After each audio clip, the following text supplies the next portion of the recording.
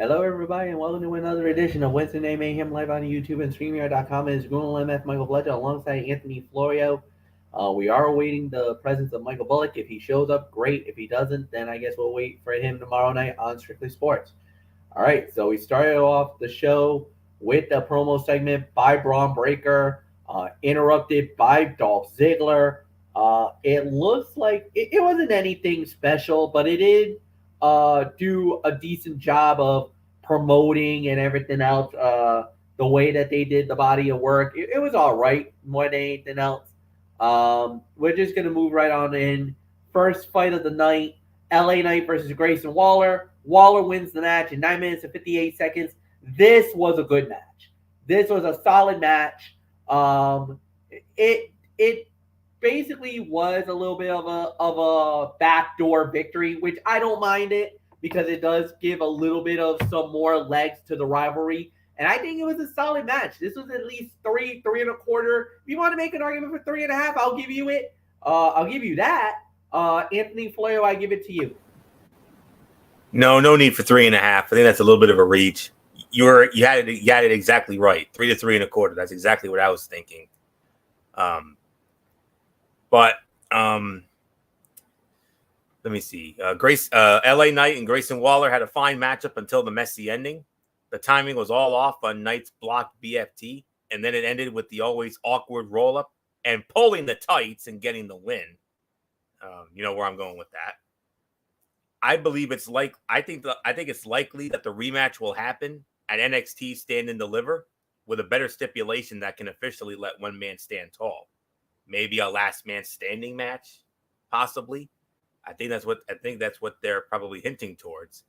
But if you didn't hear the announcement, day one of WrestleMania is going to be insane. I mean, you already have night one of WrestleMania, but earlier in the day, around either 11 a.m. or 12 noon, we're going to have ourselves an NXT TakeOver Stand and Deliver on the same day as night one of WrestleMania. And then you also have the NCAA Final Four in the tournament. On top of that, the national semifinals as well. You want to talk about a super Saturday? My gosh. But anyways, I just wanted to get that off my chest real quick in case you didn't hear that announcement. So 3 to 3.25, I would say second best fight of the night. There was one match that I thought was better. I think you know where I'm going with NMF. So with that being said, set me up for the next relevant thing on this show.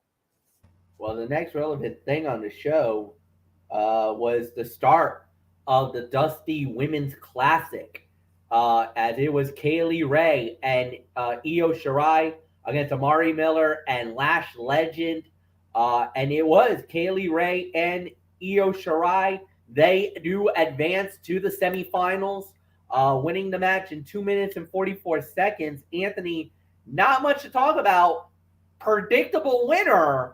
But if you look at the way the bracket is set up, we might have ourselves a heck of a semifinal if the match actually does happen. And I believe they will be far better than this. This was, I would probably say one and a half at best. If there were any plans to make Lash Legend and Amari Miller look competent here, it failed quickly. Io Shirai and Kaylee Ray steamrolled the competition. It was a delicious squash wherein Lash Legend did not even look good selling the Genius of the Skies offense. Amari Miller has shown potential in a variety of roles recently, but she was put in an awkward position here. She cannot carry the unrefined Lash Legend as a tag team partner when she is still finding herself in the ring. It's a 1 to 1.5. Nothing more to say. MF, take it. Yeah, about 1 star. I'm not even going to go. The only reason why we talked about it because it's a Dusty Classic match. That's all it was. So then we had Duke Hudson versus Dante Chen. Duke Hudson, 2 minutes and 20 seconds victory. This is what we expected. Duke Hudson. This was simple, swift.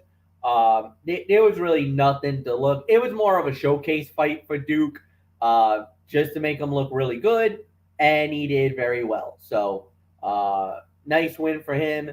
Then we had Carmelo Hayes versus Trick Williams. I should say Cameron Grimes versus Trick Williams. Carmelo Hayes was in the corner of Trick, and Cameron Grimes wins the match in 6:06. Solid performance, good match. Nothing too crazy here. And the thing is that it looks like Mello and Pete Dunne are also on a collision course where they might be facing off at Stand and Deliver. If you give us a Pete Dunne versus Carmelo Hayes match, oh my God, that's a possible fight of the night at Stand and Deliver. You got that wrong, MF. We don't have to wait till Stand and Deliver. We're getting that son of a you know what next week. Oh, there's your fight of the night. There's your fight of the night, folks. I'm just calling it right now. Mm-hmm. But so there's really nothing more to add there. And as far as Cameron Grimes go, solid performance, good win. About 2 stars for me. And Florio, it's yours. Yeah, 2.5.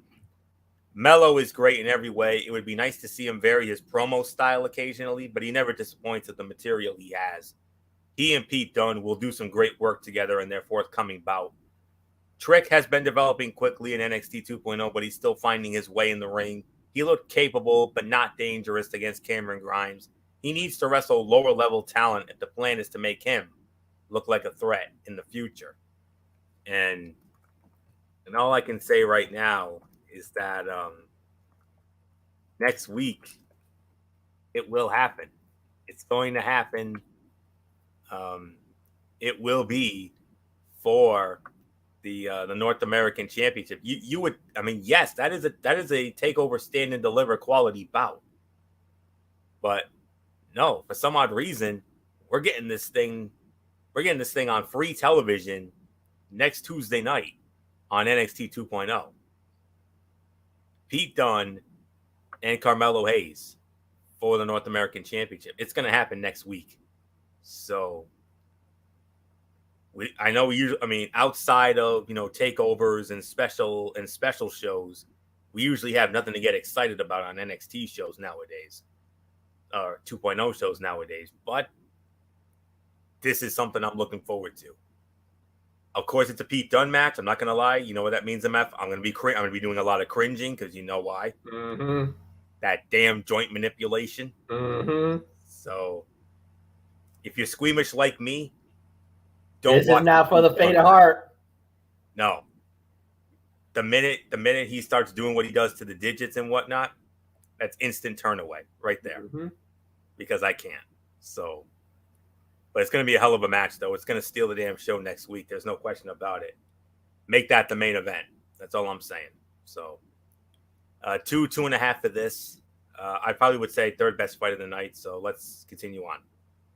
All right. Next up we had was the debut of Nikita Lyons going up against Kayla Inlay. Kayla Inlay is her name. I was about to get it. I was going to pronounce it right. Kayla Inlay and Nikita wins the match in 4:03. Anthony, impressive performance, but let me tell you, the one thing that got a lot of people talking, that pinning combination at the end. Ooh. Oh my goodness. Oh. And when I see something like that, well, I got to do my my funny little shtick that usually gets a pop from MF. Let's try it. Oh yeah, that's the pop right there. That's one of those moments where the fist goes in the mouth and he's like, "Aye."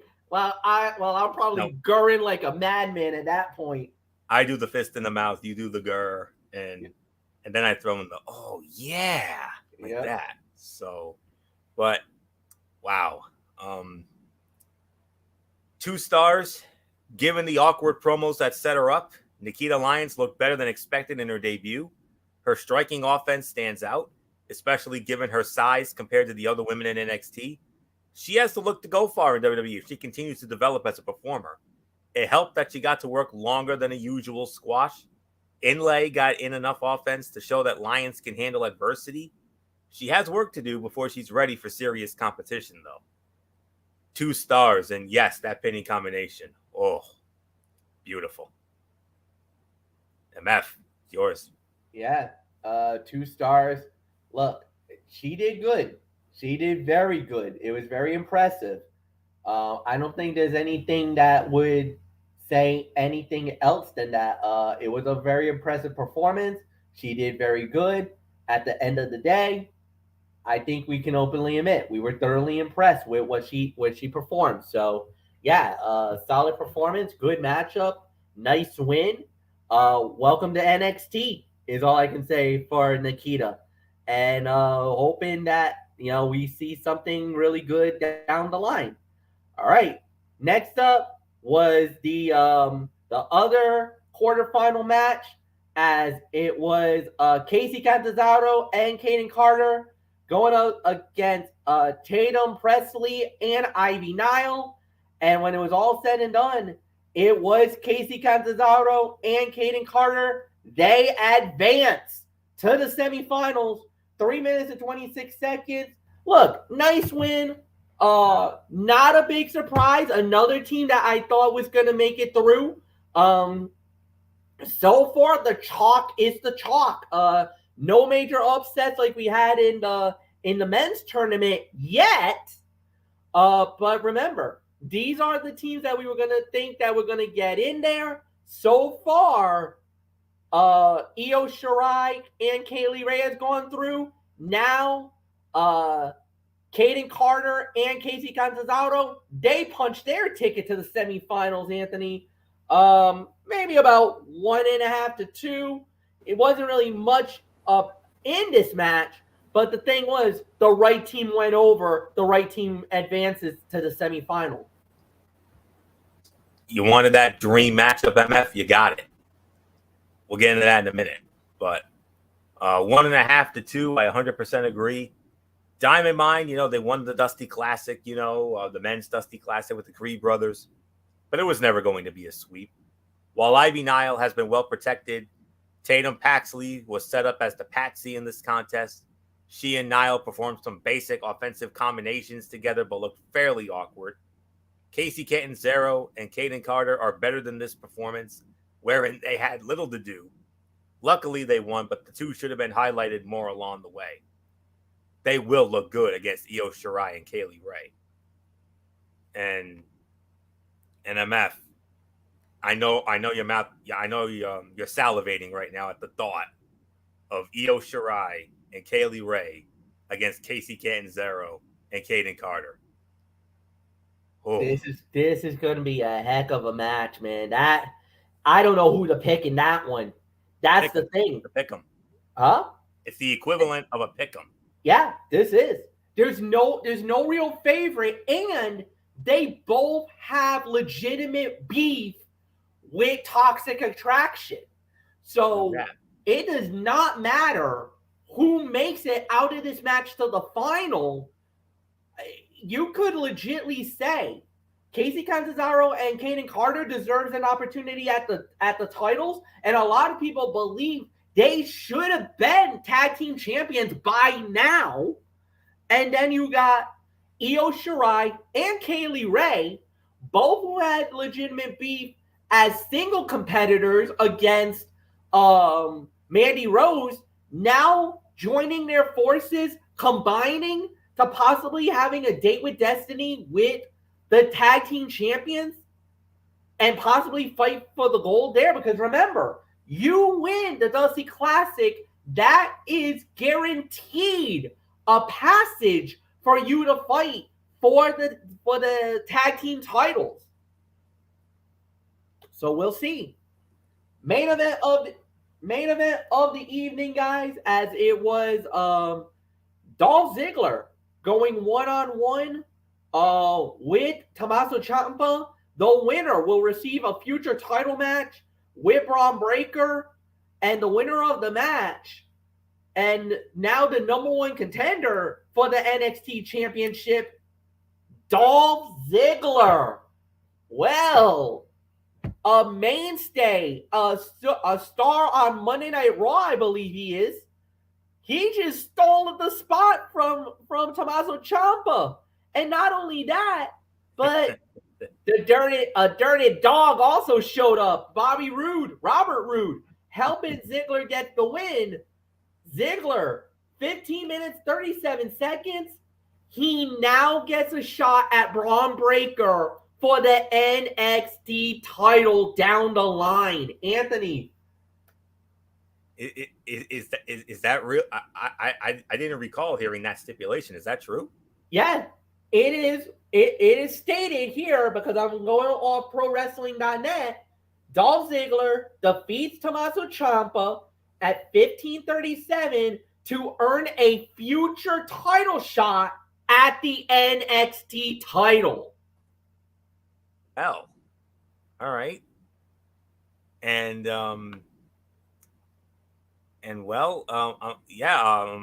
see it here. And it looks like it's going to be at Stand and Deliver, MF. I mean, there you go.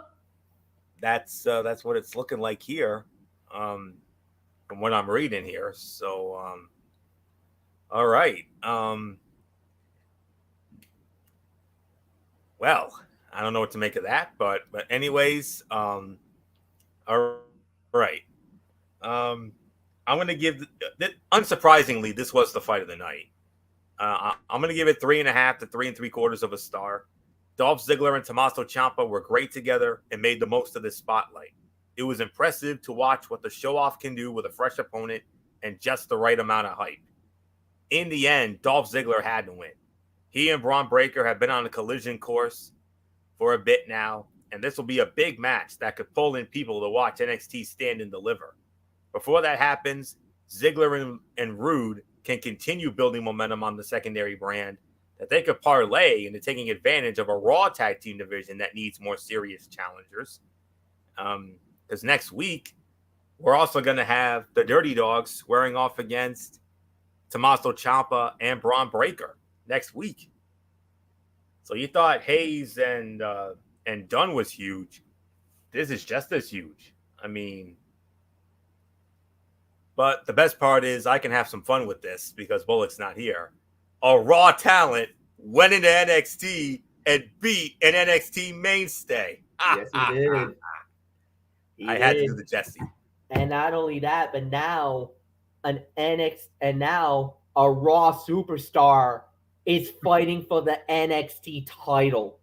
And what if he wins the title? Exactly. What if Dolph Ziggler pulls the upset, knocks off Braun Breaker, and becomes NXT champion? Oh, Bullock is gonna throw a major hissy fit. Oh yeah. You want to talk about? You know how I always talk about Bullock going on these Byron Saxton like rants and tantrums. Well, yep. Oh, he's gonna go full on Saxton and then some.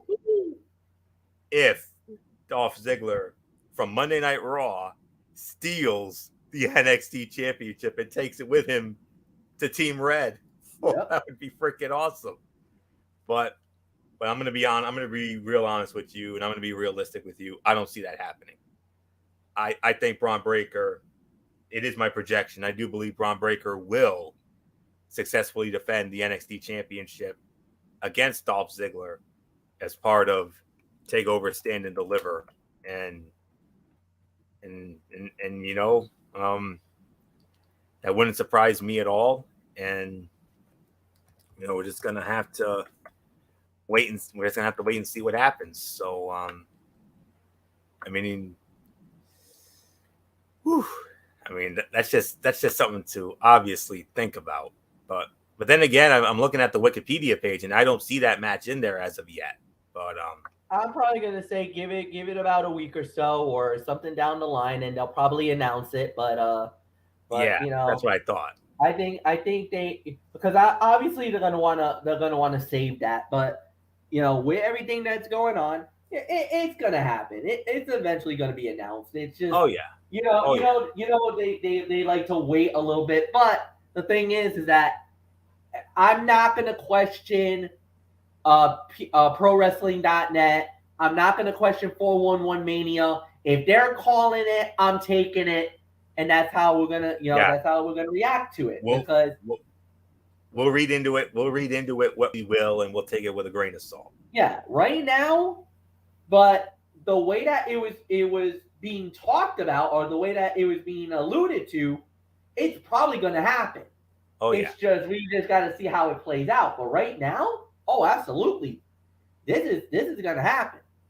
Yeah, it's going to happen. And my early projection is that Braun Breaker will successfully defend the NXT Championship. As much as I would love to see the chaos, and I would, but I think they're too invested in Breaker right now. So yeah, that's all there is to say on that. So, and they're doing this.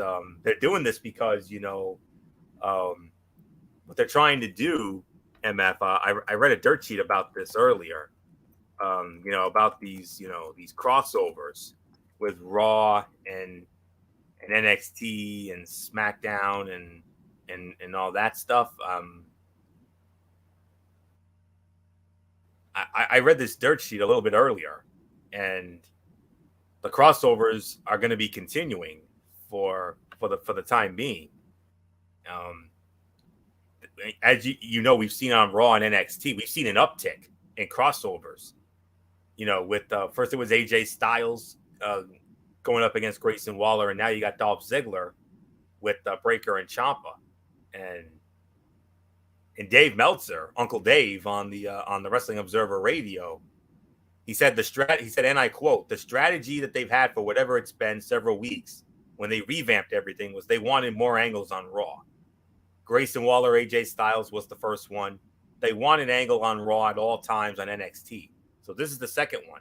And then this one runs its course after April.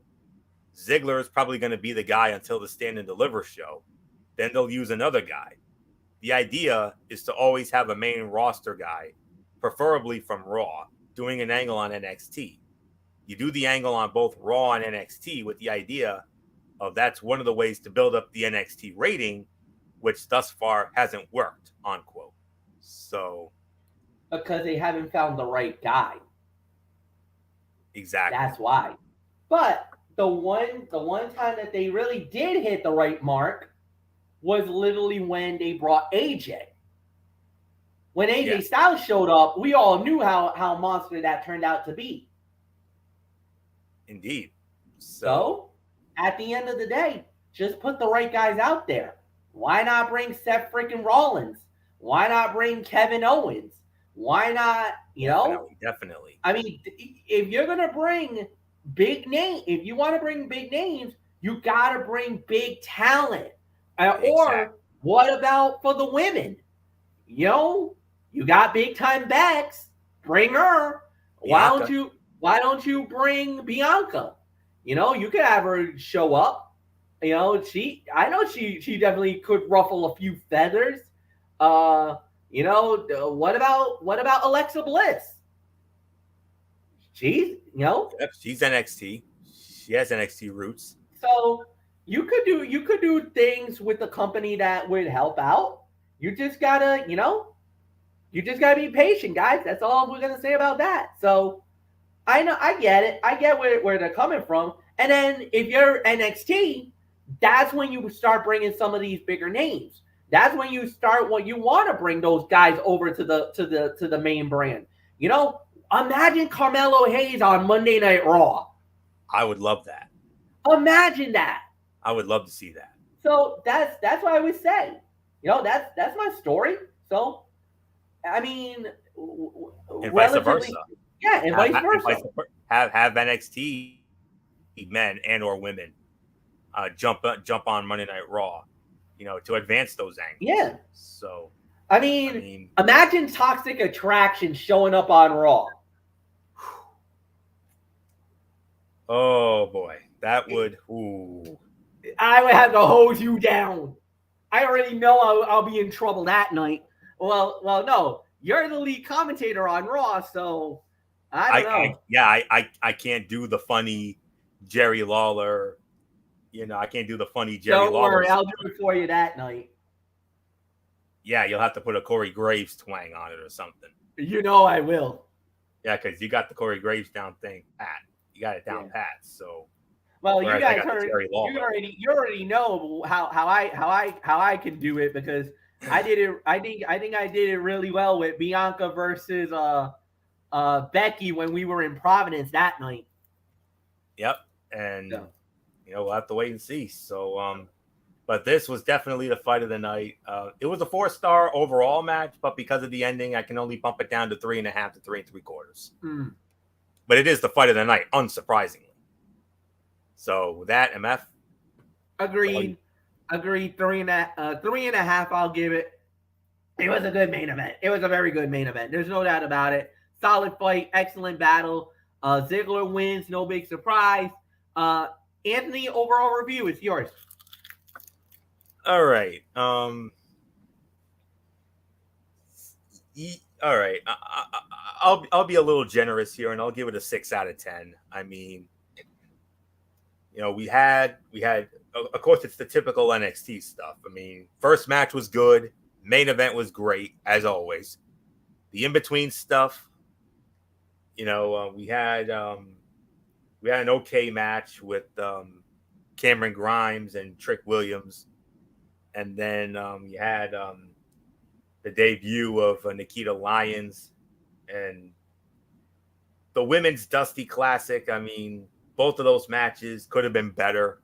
And I mean, I think they got pressed for time, if you know what I mean. And but definitely some couple of newsworthy items. Of course, they made it official that NXT Takeover Stand and Deliver will take place on Saturday, April 2nd, early in the day before WrestleMania. So that I've been hearing rumblings about this, and I'm not at all surprised that they went with this. And if it's 11 a.m. their time, that would obviously mean it would be noon our time, I guess. Mm-hmm.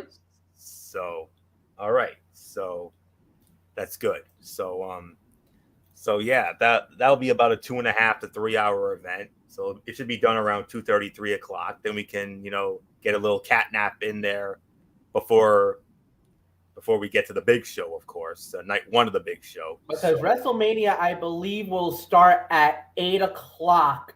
Yes. On the East. That's right. So, yeah. So we'll have at least a good maybe 5 to 5.5 hours. 5 to 5.5 hours, depending where they're doing the show as well. Because that's also vital. Where are they doing this NXT takeover? Oh, from what I know, I can find it here. Is it American Airlines Center? Let me check the Wikipedia to be absolutely 100%. American Airlines Center. Okay. So yeah, it'll be at the American Airlines Center where SmackDown's going to be, and the Hall of Fame, which will be about 30 minutes after SmackDown goes off the air. And you already know the decree we laid out for that. We're not doing a show that night. Yeah. Because we want to enjoy the Hall of Fame, and we especially want to let Michael Bullock enjoy it because, as you all know, his hero, The Undertaker, is going in. Taker's going in that night, yeah. So I mean, we're all going to be emotional, but not as emotional as him. Oh yeah. So I mean, it was one thing when Tom Brady retired, when his boy Tom Brady retired, but he's going to be an emotional wreck, and we can't blame him for that. But then again, I think we're all going to be, but especially for him. But story for another day. But yeah, American Airlines Center is going to be very busy, not just with the Stars and the Mavs, but also with SmackDown the night before Mania and the Hall of Fame immediately following. 2-for-1 deal, and they're getting tickets and the tickets are going to honor both shows. You don't have two separate sets. It's going to be one ticket for both shows. That's huge. That's awesome. That a deal? Tell me that's not a bargain. Awesome. That's awesome. If you're a fan, get that ticket now. And especially with Taker going in, those tickets will not stay. They will not be. There won't be many tickets available for that one. You know what to do, Monsoon. What's it going to be? Yeah, it's going to be SRO signs are going to be going up very soon on that one. Damn right. So yeah, just wanted to get that out there. It's going to do those two events. It's going to do the Takeover Stand and Deliver before Mania. Because and then Raw the night and then the infamous Raw the night after Mania. Oh no, that's going to be there too. Oh, no. Once all the smoke clears from Mania, and if all goes well, maybe we'll have those crazy Euros and IWC nuts there. Oh, God, you already know. That's the thing I'm afraid of. Yes. That's the thing I'm afraid of more than anything else. Because you know what happens a night after Mania and the Euros are in the building. And the IWC nuts, too. You know what happens. It's going to be an IWC crowd, man. Uh-huh. Of course, I mean, we've had a lot of great memories on that show. Of course, the greatest of all was the night Dolph Ziggler cashed in and won the World Heavyweight title. Yep. In the Meadowlands at the old Izods. So, or remember when Brock Lesnar showed up on Cena in Orlando? Yep, and laid him out, and also that was also the night the Yes chant was born. Yep. So anything can happen on that night, but it's going to be a great weekend in that Dallas area within the next several weeks. I mean, Dallas, Arlington, yeah. SmackDown, Hall of Fame on the night before, and then no rest for the weary because 11 a.m. your time, the next day, you get TakeOver Stand and Deliver in that same venue. Then you got Mania hours later and the next day. And then 24 hours after that, you got Monday Night Raw in that same venue. So, man, I mean, we've waited 2 years. We waited 2 years to have a weekend like this. Friday, Saturday, Sunday, Monday. Yep. There it is, folks. 4 nights of wrestling. Get ready. Be prepared. Do whatever you got to do. Mark that calendar right now. Make sure you got the days off from work. Make sure you got plenty of rest. Mm-hmm. Because normally, and not only that, but normally WrestleMania weekend is the most insane weekend for professional wrestling because not only do they got shows, but you got the Independence that comes down. Ring of Honor is back. They're going to be back with the Super Card of Honor on that weekend. They make their return. Remember, they're on a quick hiatus right now, but Super Card of Honor, WrestleMania weekend, that's when Ring of Honor comes back. So they're going to have a show. You know, AEW will have an answer for WrestleMania weekend. They might have a show that weekend as well. So you got that. You got GCW might do something. I know Beyond Wrestling has said they're going to be down in Dallas, Fort Worth. They've already announced they're going to be down there for a Beyond Wrestling event for the weekend. So as far as RWA goes, they have no show right now because they got one show coming up in March. But I think their next show after that is, I think, after Mania. They're not going to put it on the day of WrestleMania. They said no way, no how. I just got off the Renegade Rumble. Oh, my God, what a show that was. This past Saturday night, they had a show, and boy, that was insane. So much so that a stupid fire alarm went off inside the building, and they still couldn't stop a match. That's professional. That's professionalism right there. I don't know what the hell I would have done. A fire alarm went off in the American Legion 10. Oh, man. We were evacuated out of the building, and then all of a sudden, the Triple Crown champion and the Hype champion got into a brawl right out in front of us. And they were throwing down.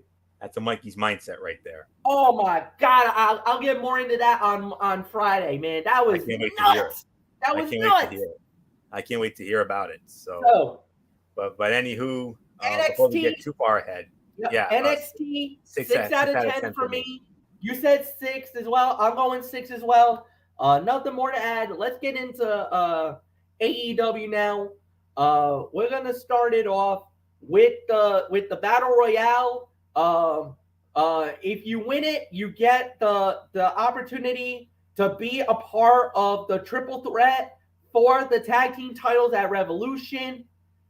Red Dragon wins it. They get the first spot.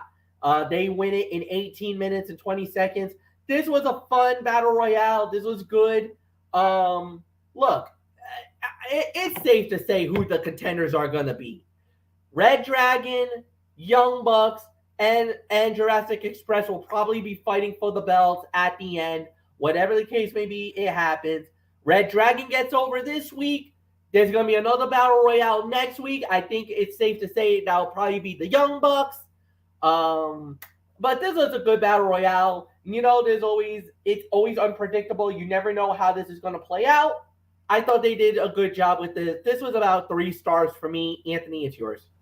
What was the time on that, MF? 18 minutes and 20 seconds altogether. 18:20, huh? I know you're going to agree with me when I say this, MF, but is it just me, or are battle royals always hard to rate? Yeah. Almost impossible to rate. Impossible to rate. But I'll do my best. I shall do my best. You know where I get that from. But anywho, I'm gonna give it between 3 to 3.5. I mean, very, very unique rules here because, as you know, MF. I mean, this is not our first rodeo. Obviously, I mean, we've done this for how long? Damn near forever. Correct me if I'm wrong, but in the past, when we've witnessed tag team battle royales, usually when one member of a team is eliminated, doesn't the partner usually go right out? Sometimes they do, but there has been decrees in the past where for a whole team to be eliminated, you need both members to be eliminated. So and that was the rule tonight. Yeah, so it doesn't necessarily have to mean that because you can go 2 ways with that. Because yes, there is the rule where if one guy's out, then the whole team is out. But there's also the other rule, and this is the one that came into play tonight, that in order for for a team to be eliminated, you have to eliminate both members of that team in order to be out. Exactly. So once the match came down to 6 or so teams, this improved exponentially. The action was better, the interactions were crisper, and the storytelling possibilities opened up. The biggest takeaway was the current dissension between Red Dragon and the Young Bucks, a relationship that is non-existent without Adam Cole bridging the gap between them. The moment Kyle O'Reilly had the opportunity to stab Matt Jackson in the back and win the match for his own benefit, he did. The Bucks reacted by ignoring the ass-whooping Hangman Adam Page unleashed following the bout. It was small character work that will be called back later on when the Bucks find themselves on opposite sides from Cole and Red Dragon in a war for dominance. Hangman's promo on Adam Cole after clearing the ring was great stuff, even if it is unlikely to have any long-term effect on the storyline. The AEW champion is a great babyface promo, and it was on full display here, and you definitely raised the excitement level, our excitement levels for that match. No question about it. And Revolution, oh boy, did we get some additions to that tonight, let me tell you. And the fans at the arena, formerly known as the Arena at Harbor Yard in Bridgeport, Connecticut, one of a personal favorite venue of myself and MF, because we used to have a lot of fun at that venue, you know, in the old days of Raw, about 20 or so years ago. And yeah, you AEW fans, first time I was ever in that venue, and woo, you had quite a show tonight, and this was a great way to start it. The hell with it. I'm going to give it 3.5 stars. Call it the sleeper fight of the night. Because like I said, battle royals are always tough to rate, but I thought this one, especially with that unique rule where you had to eliminate both members of the team for it to count. So I was very pleased to see that, because I've seen a lot more instances where, you know, you eliminate one member of the team and that's it. Case in point, WrestleMania 14, when the LOD won that infamous battle royal that started that show. So that's where I was getting at. But 3.5 stars, though. I mean, definitely a great battle royal, great way to start the show. I'm not surprised with Red Dragon winning, and I agree with you, MF. I think the Young Bucks will probably win the battle royale next week at the Daily's place on the Go Home show for Revolution. So we'll have to wait and see. So 3.5 for me. So with that, MF, let's get into the next segment here. Yeah.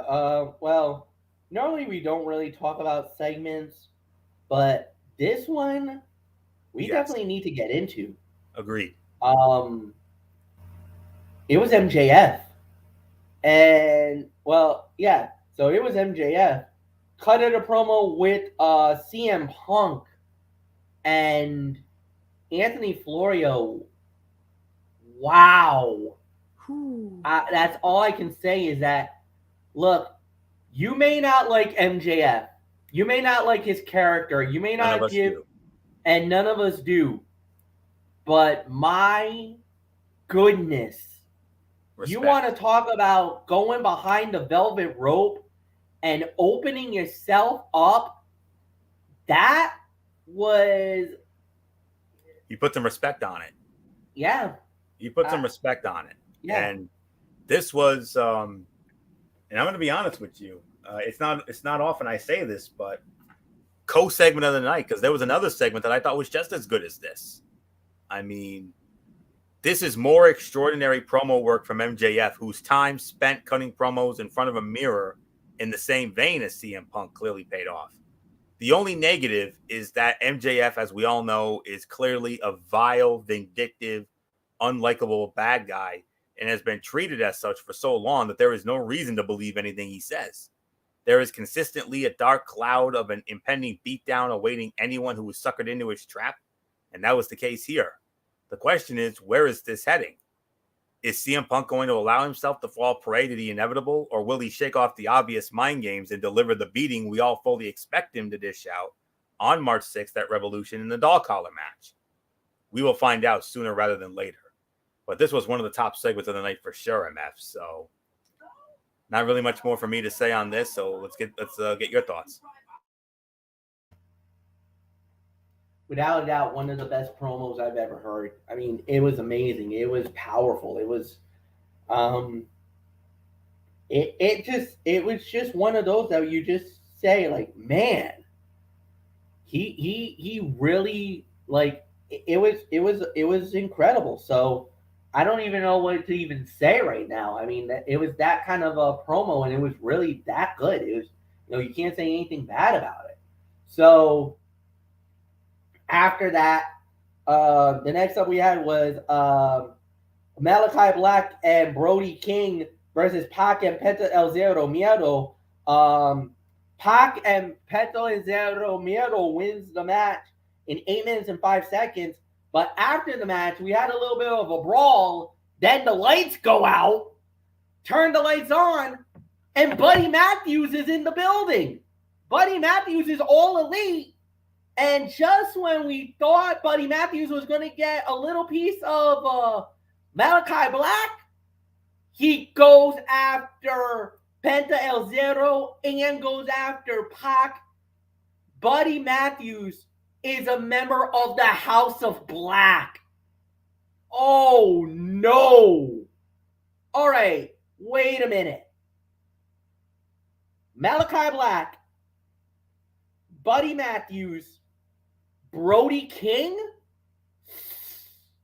Oh boy, Anthony, Malachi Black is starting to set a table of some power. You got a big like a bulldozer in Brody King. You also got a really good mid guy in Buddy Matthews. Malachi Black is creating a stable that's going to be a force to be reckoned with in AEW. Oh man, 2.5 to 3 stars. Agreed. There is definitely an argument to be made that Malachi Black should not be eating pinfalls in meaningless tag team matches that will be but a footnote in a larger story later. He is the leader of the House of Black and should be protected as such. With that said, in a moment of weakness, he still prevailed thanks to the arrival of Buddy Matthews, or as we best remember him, Buddy Murphy. Having Black beg off to the extent that he did was a great touch, fully aware of why his right eye is damaged and discolored to the extent that it is. Matthews choosing the devil he knows rather than going in alone in a new land is an intriguing choice. Black's explanation for the relationship should make for intriguing television And kudos to Tony Khan for continuing to present Brody King like a world beater. He looks like a badass, works like one, and the creative has backed it up to this point. But tonight, Penta wasn't known as Penta El Zero Miedo. He was known as Penta Oscuro. And I know MF knows more about that than I do, given, the AAA and the Lucha Underground stuff. So that's really all I know about this. So, but I thought they got a little pressed for time. I mean, these four could easily have a fight of the night anywhere, just not tonight. 2.5 to 3 is the correct rating for this. But MF, we got to see Penta Oscuro, not Penta El Zero Miedo. Yeah. Penta Oscuro is actually, it actually does ring a bell. It actually goes back to his days in AAA more than anything else. Yep. This was before Ray Phoenix. This was when he was actually known as Pentagon Jr. So that's where this all started. And this was right around the time where he had become the Mega Campeon. He was the AAA Mega Campeon right around that time. And that was when he actually had a storyline with Johnny Mundo, John Hannigan, a.k.a. Johnny Superstar. Oh, by the way, who's back in AAA, and so is Taya. Oh, good for them. They both made their return to AAA this past week, so they're both back. Good. So glad they're working again. Huh? I'm glad they're working again. They got a raw deal, literally, both of them. Yeah. So they're both back in AAA, and yeah. So there's really nothing more to add there. So yeah, you're absolutely right. This is a good story. Nothing more to add. And now, oops, let me see what happened there. Just give me a second. It kind of booted me out for a moment. Or do I have it on the thing? Or do I need to? I have to probably draw it back. All right, I can draw it back. No problem. There we go. All right. So next up on the fight card. Let me see if I got it. Yeah, there it goes. And the promo segment. I'm just gonna bypass that. All right, it was MF. With all due respect, that's a promo segment that I'd like to get into, because remember when I said co-segment of the night, this was the other one. That Eddie Kingston, Chris Jericho. Yes. All right. Well, you know me, I'm not really. I know I'm not really a guy who focuses a lot on the promo segments. I agree. But I do get it, Florio. So yeah, if you want to give a quick thought, go right ahead. Oh yeah, quick thought. It was expert promo work from two of the best talkers of this era. Chris Jericho was a smarmy ass, while Eddie Kingston spoke the realism and conviction that has made him so incredibly beloved by the AEW faithful. Their match is going to be as emotionally intense as anything on the Revolution card, and what they lack in dives and raw athleticism, they will make up for with storytelling capabilities the youngest, flashiest stars only wish they could replicate. The only thing that could be better is the promos that precede it. And case in point, this promo here tonight. And one thing that he said that really stood out to me when it comes to Eddie Kingston, he says, I want the Chris Jericho that was the first AEW world champion. He wants. Oh, he's calling out for the Painmaker. I believe that's what he was calling. He's calling out for the Painmaker. But how about it, MF? Revolution, Chris Jericho, Eddie Kingston, one-on-one. Heck of a match. No doubt. Heck of a match. The other segment of the night for me. Next up, we had Ricky Starks versus Chen in a Face of the Revolution ladder match qualifying. Ricky Starks wins the match in 5 minutes and 10 seconds.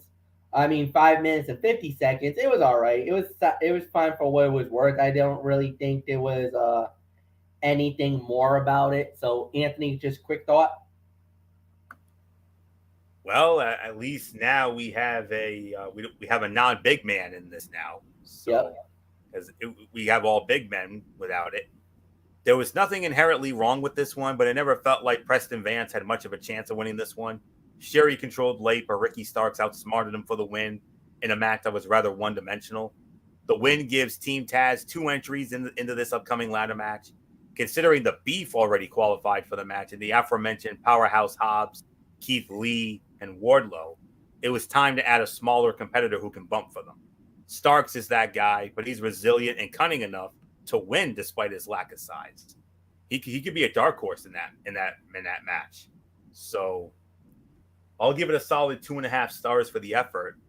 But MF, keep your eye out for the absolute one. Well, you should know. You know about. You've seen this guy before. What, NWA? Is that where you found him? NWA, yeah. When they revitalized and did NWA Power, yeah. This was the show that kind of made him a big star. And yeah, you're absolutely right, Anthony. So, yeah, I'd give it about 2.5 to close to 3. It was a solid match. So nothing more to say. Next up we had was Jade Cargill versus the Bunny. Jade Cargill gets the job done, finishes the match almost immediately, successfully defending the TBS title. Really nothing more to say. So we're going to have to say that. Well, I think we have, Jade improves to 28-0.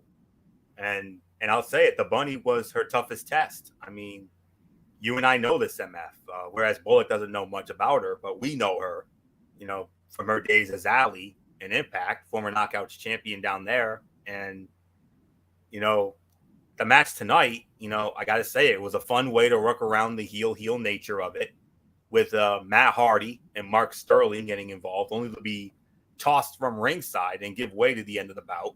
Cargill looked impressive, as she does every time she takes to the ring, and Bunny's experience helped guide her to one of her better TV matches.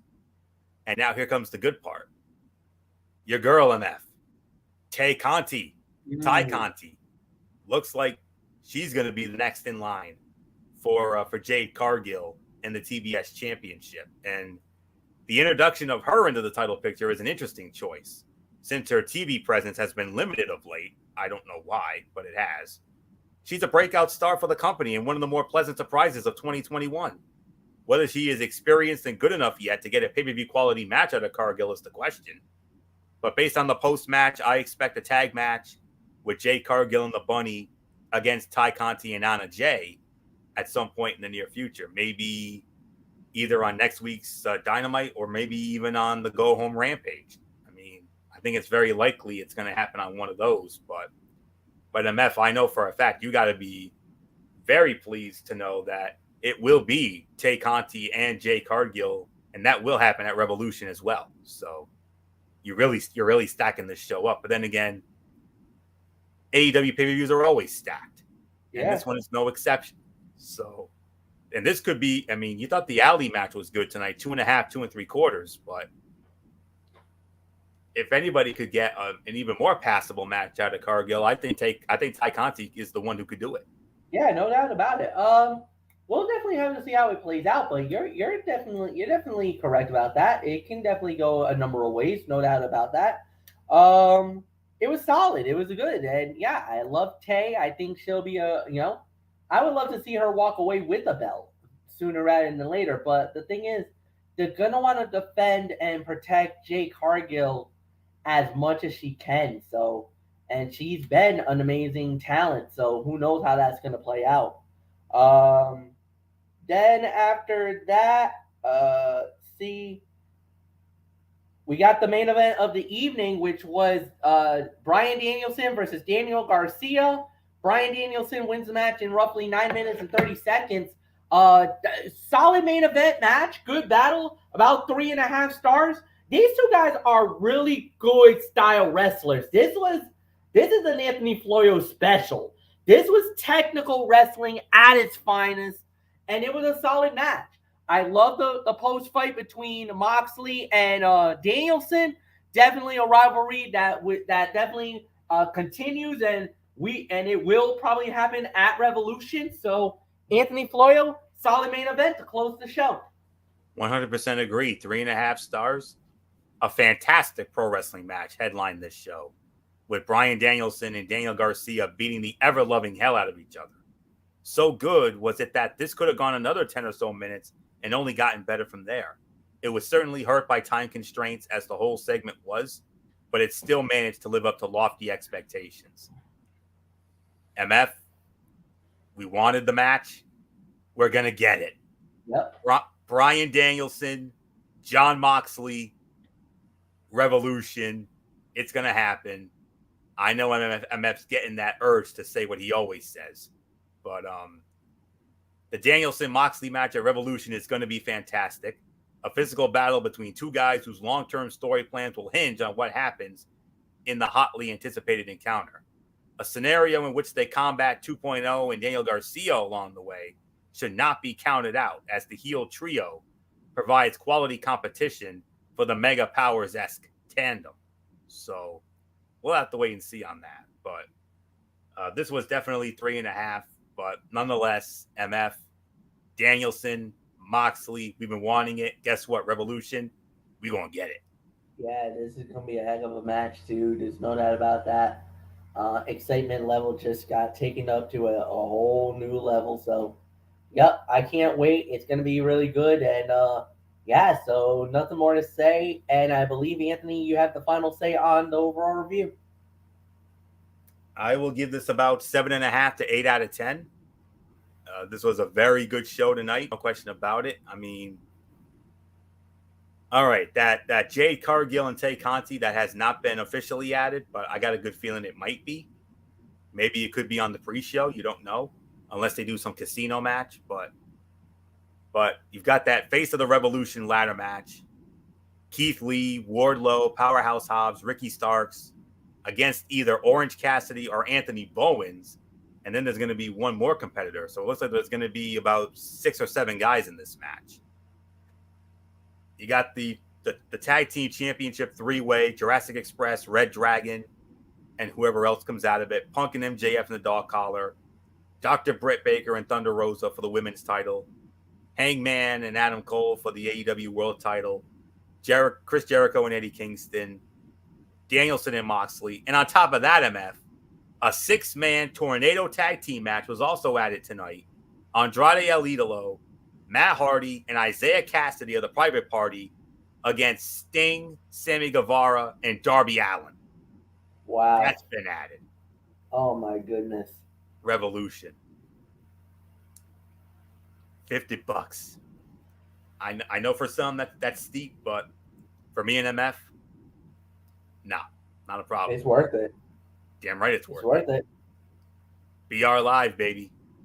That's where you get it. So, but like I said, 7.5 to 8 out of 10 for this. I mean,